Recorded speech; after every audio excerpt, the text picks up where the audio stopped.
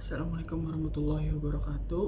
Perkenalkan, nama saya Muhammad, NPM 17640036, Fakultas Teknik, Program Studi Teknik Sipil. Dengan dosen pembimbing Pak Hadi Surya, STMT. Di sini saya akan menjelaskan tentang sistem pengairan pasang surut untuk pertanian. Videonya sebagai berikut.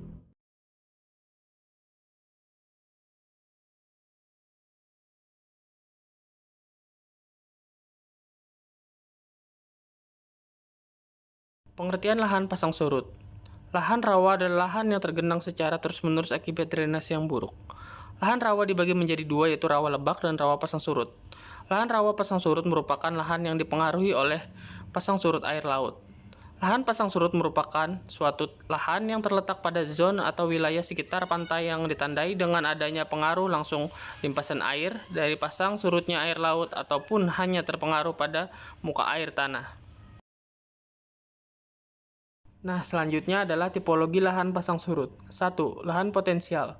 Lahan potensial adalah lahan yang paling kecil kendalanya dengan ciri lapisan pirit 2%, berada pada kedalaman lebih dari 30 cm. Tekstur tanahnya liat, kandungan N dan P tersedia rendah, kandungan pasir kurang dari 5%, kandungan debu 20%, derajat keasaman 3,5 hingga 5,5%. 2. Lahan sulfat masam. Lahan sulfat masam adalah lahan yang lapisan piritnya berada pada kedalaman kurang dari 30 cm. Berdasarkan tingkat oksidasinya, lahan sulfat masam ini dibagi lagi lahan sulfat masam potensial, yaitu lahan sulfat masam yang belum mengalami oksidasi, dan lahan sulfat masam aktual, yang lahan sulfat masam yang telah mengalami oksidasi. Yang ketiga, lahan gambut atau bergambut. Lahan gambut atau bergambut adalah lahan yang mempunyai lapisan gambut. Berdasarkan ketebalan gambutnya, lahan ini dibagi ke dalam 4 subtipologi, yaitu lahan bergambut, gambut dangkal, gambut dalam, dan gambut sangat dalam. Umumnya, lahan gambut ini kekurangan beberapa unsur hara mikro yang tersedia. Kesediaannya sangat penting untuk pertumbuhan dan perkembangan tanaman. Dan yang keempat, lahan salin. Lahan salin adalah lahan pasang surut yang mendapat intrusi air laut, sehingga mempunyai daya hantar listrik 4 ms per cm. Kandungan Na dalam larutan tanah 8-15%. Larutan salin adalah lahan pasang surut yang mendapat pengaruh atau intrusi air garam dengan kandungan Na dalam larutan tanah sebesar lebih dari 8% selama lebih dari 3 bulan dalam setahun. Sedangkan lahannya dapat berupa lahan potensial, sulfat, masam, dan gambut. Tipe luapan air pasang surut. Tipe luapan A, bila lahan selalu terluapi air baik pada waktu pasang besar maupun pasang kecil, dan lahan bertipe luapan A selalu terluapi air pasang baik pada musim hujan maupun musim kemarau. Tipe luapan B, bila lahan hanya terluapi oleh air pasang besar, lahan bertipe luapan B hanya terluapi air pasang pada musim hujan saja. Tipe luapan C, tidak terluapi air pasang tetapi kedalaman muka air tanah kurang dari 50 cm.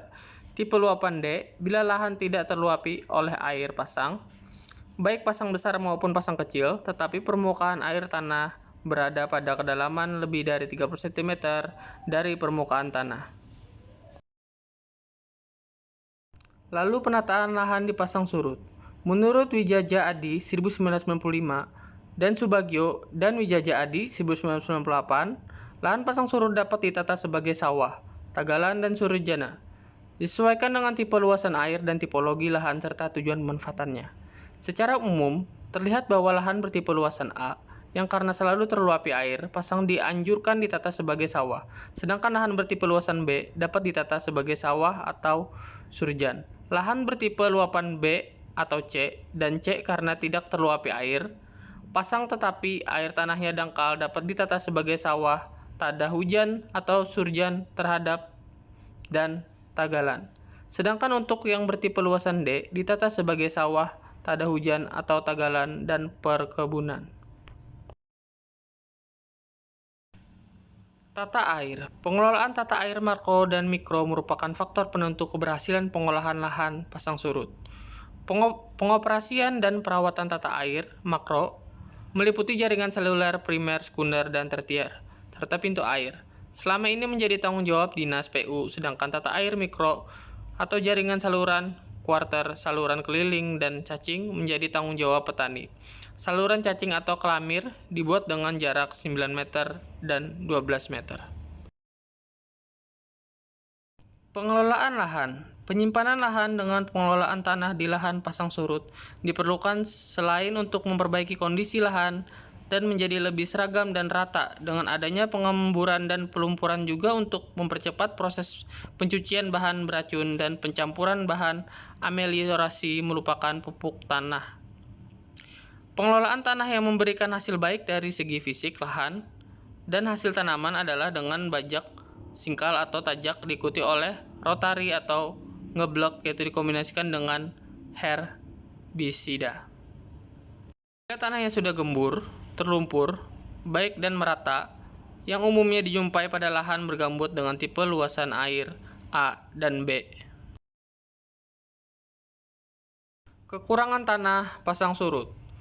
Penggarapan lahan pasang surut menjadi lahan subur bagi berbagai jenis tumbuhan liar. Selain tanaman budidaya, jika lahan tersebut kemudian dibiarkan menjadi bero, dengan cepat akan tumbuh berbagai jenis tumbuhan liar. Hadirnya spesies tumbuhan terjadi secara bergantian melalui proses adaptasi dan eksekasi. Dapat berubah lahan secara perlahan. Pengolahan lahan pada dasarnya menyebabkan partikel tanah lepas sehingga rawan terhadap erosi. Bila hal ini terjadi, erosi terbuat akan mempercepat proses penambahan sedimen ke dasar perairan rawa. Kekurangan tanah pasang surut. Adanya perluasan wilayah pasang surut yang disebabkan karena pendangkalan di tepian sawah, sehingga wilayah rawa menyempit. Hal ini dapat mempercepat dengan kebiasaan membuang limbah sisa panen jerami ke dalam rawa. Peningkatan kadar keasaman lahan karena pelapukan bahan organik dan kelarukan zat tertentu serta pencucian zat kimia dan penyemprotan pestisida. Herbisida, zat pengaruh tumbuh yang dipengaruhi oleh petani. Jika residu yang atau senyawa ikut terlarut dalam air irigasi dan masuk dalam lingkungan perairan, rawa akan mempengaruhi kualitas air rawa dan kehidupan di dalamnya termasuk populasi ikan dan yang lainnya.